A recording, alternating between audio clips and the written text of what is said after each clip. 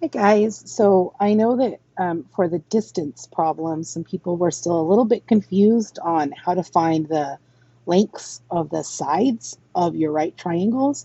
So I thought I would show you guys another way to do that. So I want to do that with this problem that comes out of our textbook. It's on page 434. It's number 1 on that page. And so it first says graph the ordered pairs 1, 5, and 3, 1. All right, so 1, 5 is right here because x is 1 and y is 5. So this point right here where they meet is 1, 5. And then 3, 1 is if I go on x is 3 and y is 1, it's going to be this point right here. So just remember it goes x coordinate, then y coordinate. Just a quick review. Right, so we graph the ordered pairs, and then we want to find the distance between these 2 points. So I'm going to, for distance, remember we want to find the diagonal distance between the 2 of them, that distance right there. That's what we're looking for. And we're going to do that. And then it also tells us we want to round to the nearest tenth when we're done, if we need to.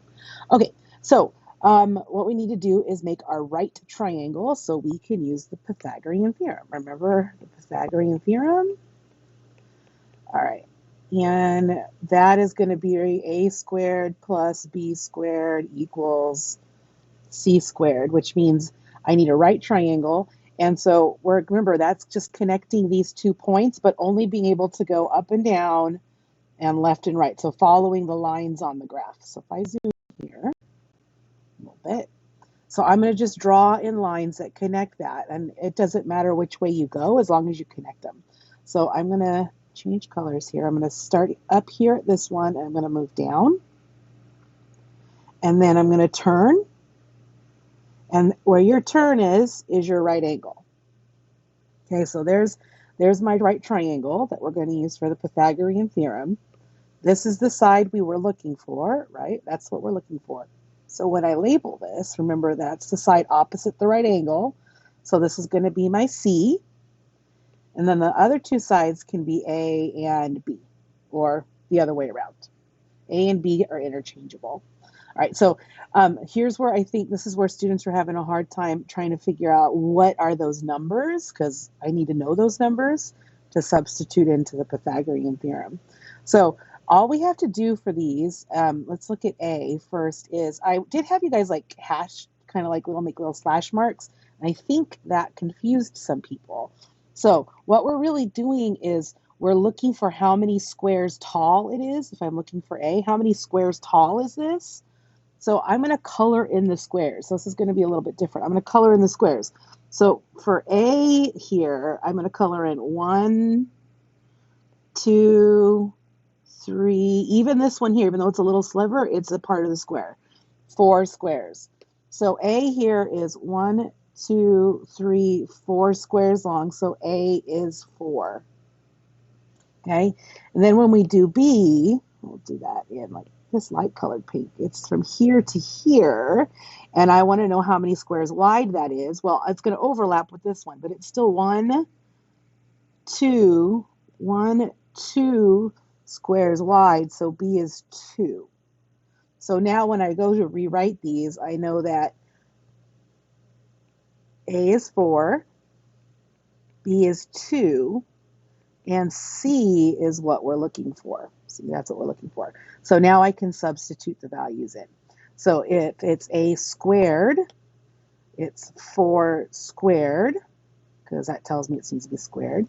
B is 2, so this is going to be 2 squared, is equal to what I don't know, we're looking for, is C squared. All right, we're going to simplify this. Now just remember that 4 squared, remember 4 squared is 4 times 4, which is 16. So this is 16 plus 2 squared is 2 times 2, which is 4.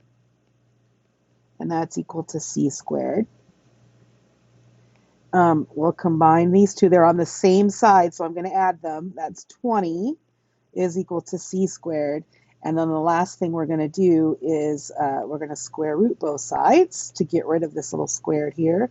And we get C is about equal to, if I go into my calculator, we want to know the square root of 20. That's about 4.47.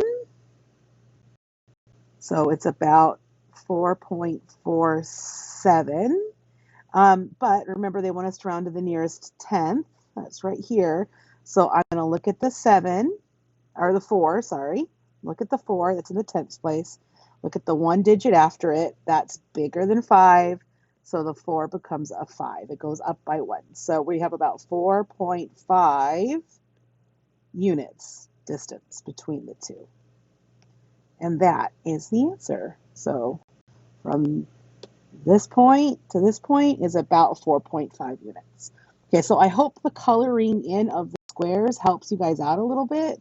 So if you need to, when you're drawing it, if you need to color in squares, then do it. And even if it's just this tiny little sliver, you have to count that square because it's still that full side. All right, I hope that helps you guys. Talk to you later.